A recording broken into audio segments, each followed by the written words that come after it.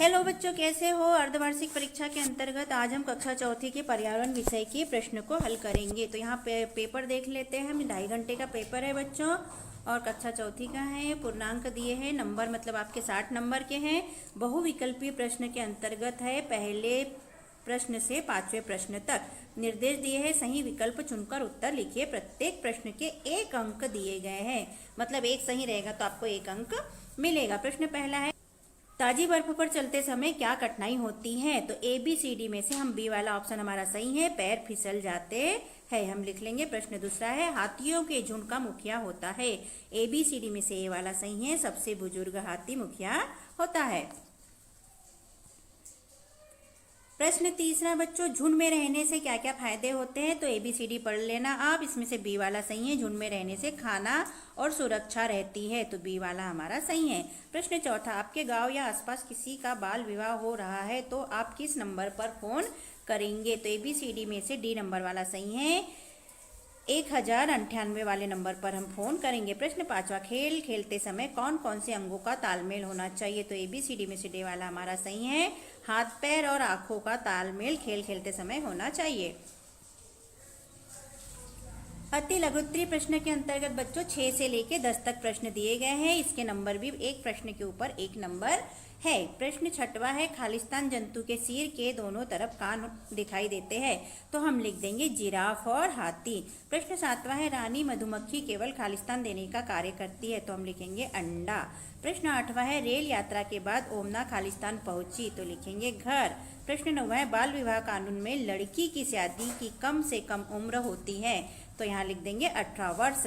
प्रश्न 10वां है, मधुबनी चित्रकला में मोर खालिस्तान का प्रतीक है, तो यहाँ लिख देंगे प्रेम, समृद्धि और ज्ञान का प्रतीक है। अति लघुत्तरीय प्रश्न के अंतर्गत बच्चों 11 के बाद प्रश्न चालू होते हैं, तो आगे देख लेते हैं प्रश्न। ये आपका पूरा प्रश्न पत्र है बच्चों।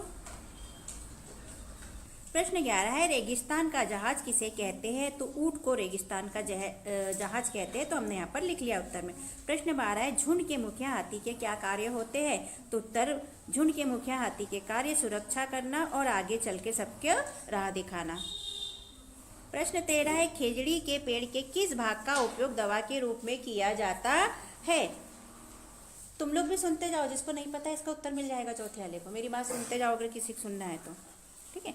इसका उत्तर है, खेजड़ी के पेड़ की छाल का उपयोग दवा के रूप में किया जाता है। प्रश्न 14 है, पेड़ों से हमें क्या क्या प्राप्त होता है। तो उत्तर, पेड़ों से हमें फल, सब्जियां, फूल, दवा, जड़ी बूटियां, लकड़ी, गोंद, रबर आदि प्राप्त होते हैं।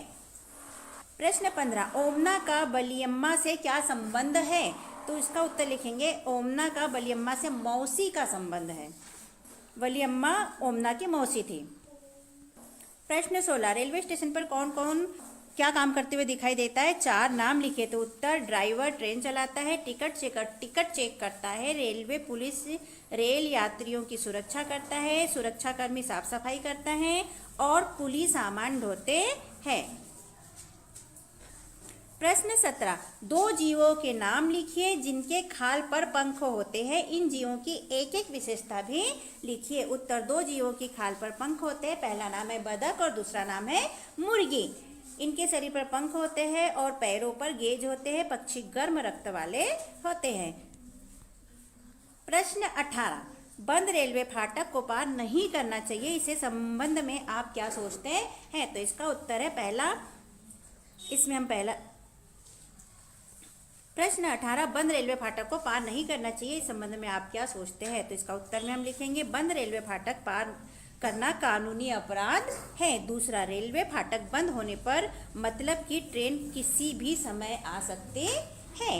और तीसरा है, फाटक बंद होने पर पार करने से एक्सीडेंट, दुर्घटना होने की संभावना बहुत ज़्यादा होती है, इसलिए हमें बंद फाटक होने पर रेलवे गेट पार नहीं करना चाहिए।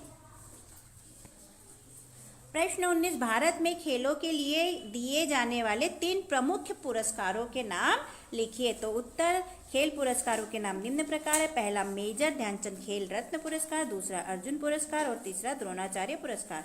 प्रश्न 20, कच्चे घरों में गोबर से लिपाई क्यों की जाती है। उत्तर, गोबर से लिपाई करने से घर ठंडा होता है, मतलब ठंडा रहता है, और गर्मी कम होती है और घर सुंदर दिखता है, इसलिए घरों की पुताई गोबर से की जाती है।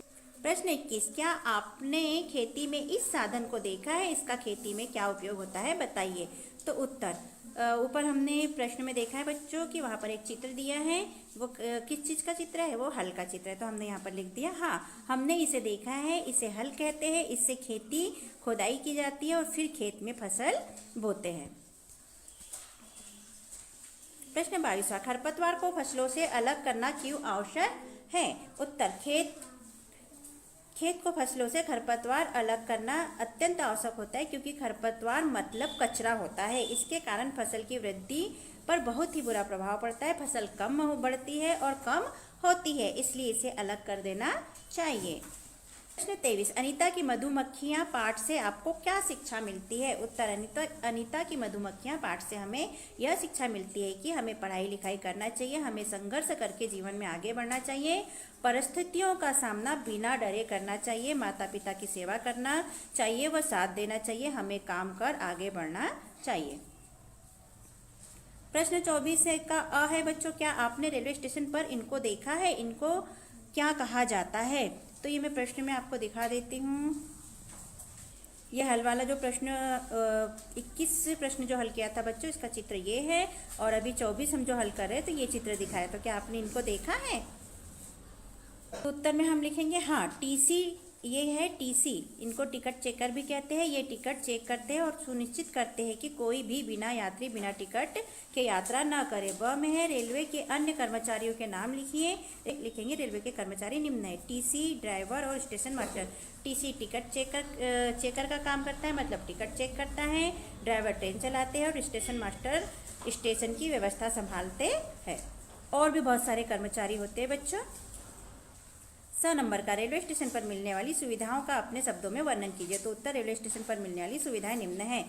मुफ्त में पेट्रोल मिलता है, मेडिसिन मिलती है, खाना फ्री मिलता है, बैठने के लिए कुर्सियां मिलती है, पानी पीने के लिए मिलता है, शौचालय की सुविधा होती है, पंखों की सुविधा होती है। इस तरह वहाँ पर व्यवस्था होती है। प्रश्न 25, त्योहारों व विशेष अवसरों पर तुम्हारे घर पर खास तरह के कौन से फूल का उपयोग किया जाता है, उनके नाम व अवसर लिखिए। तो यहाँ त्योहार और अवसर लिखेंगे, यहाँ खास फूल का नाम लिखेंगे बच्चों हम। तो यहाँ जन्मदिन पे लाल फूल का उपयोग किया जाता है, फ्रेंडशिप डे पे भी लाल गुलाब का उपयोग किया जाता है, शादी और वर्षगांठ में गुलाब के फूल का उपयोग किया जाता है और फूलों के गुलदस्तों का उपयोग किया जाता है। धार्मिक कार्य पे जैसे पूजा पाठ में गेंदे के फूल का, गुलाब के फूल का और फूलों का उपयोग किया जाता है। प्रश्न 26, क्या आपने अपने आसपास कोई तालाब या कुआं देखा है, पहले और वर्तमान समय में उनकी स्थिति में क्या क्या परिवर्तन हुए हैं, अपने शब्दों में लिखिए। तो उत्तर, हाँ हमने अपने आसपास कुआं तालाब देखे हैं। पहले कुएं कच्चे होते थे लेकिन आजकल सीमेंट से पक्के होते हैं। पहले खुले होते थे, आजकल उसे ढक देते हैं। तालाब पहले गड्ढा होता था लेकिन आजकल वैज्ञानिक तरीके से तालाब बनाए जाते हैं।